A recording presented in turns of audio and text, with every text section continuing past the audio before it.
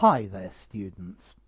The other day I had a request to make a video about the adjective Indy, most normally spelt I-N-D-I-E, but it might be spelt with a Y sometimes.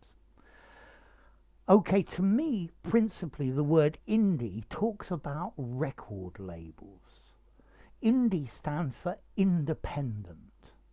And when I was younger, indie records, these are records or groups that publish their records on an independent record label. They don't belong to any of the big record companies, but they are independent. Yeah.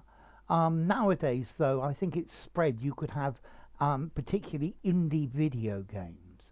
These are not distributed by the normal channels. They're not owned by these great big mega media companies. Yeah, indie bands are very popular in some groups of people. An indie record label, an indie film, okay, made by an independent film company, which will then have problems distributing it to get cinemas to take it. Um, you could even have an indie company or an indie shop, so not belonging to a major chain, not belonging to one of these mega international companies. Um, Indie filmmakers find it difficult to get their work shown. Uh, Indie pop bands have problems getting their records distributed and played. Um, and I think many of the major record labels realized the commercial potential of looking indie and started up their own boutique labels to appear that they were indie. So indie, a small company, especially for music or a film or a television company, or a smaller shop, but to me, particularly talking about records, yeah, an indie production company, yeah, it just stands for independent, yeah, it's a record company or a film company that is not affiliated, that doesn't have a link to one of the major mega labels. Yeah, it's made independently and therefore they can do what they want. Yeah, you could have an indie studio or an indie producer um, who, yeah, they're not connected with these large commercial organizations, and you get much more freedom to produce what you want to do. Um, I'm wondering if Slumdog, no, not that one, the Korean film that won the Oscar. I'm trying to remember the name of it, but I can't. I have a feeling that that was an indie film, but I may be wrong. You can tell me about that.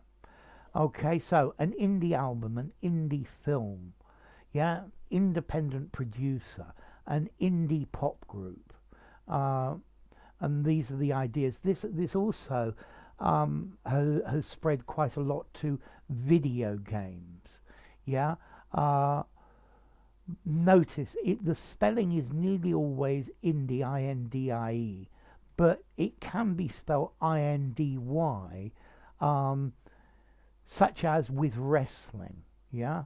Um, okay, so it could be spelled I-N-D-Y, and that made me think of the race, the Indy 500, but that's nothing to do with it. That's a 500-mile race in Indianapolis, and it's nothing to do with Indy Independent.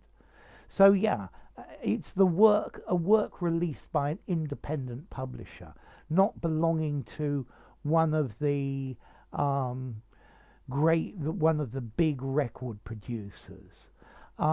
Maybe indie music. You could talk about it as a type of music, which is quite soft. It's not screaming or aggressive, and it's probably got synthesizer and electronic music. Yeah, so it's not hard rock and roll. It's something more general, something much softer. Yeah, not something aggressive, and very often with electric music or synthesizer music.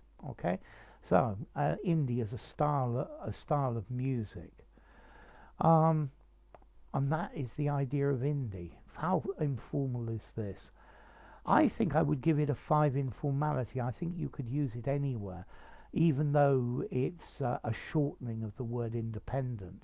It probably started being used in the 1980s, um, about music, and maybe uh, before that it was used about cinemas and films. Okay, so an indie film, an indie record, but an indie style of music as well.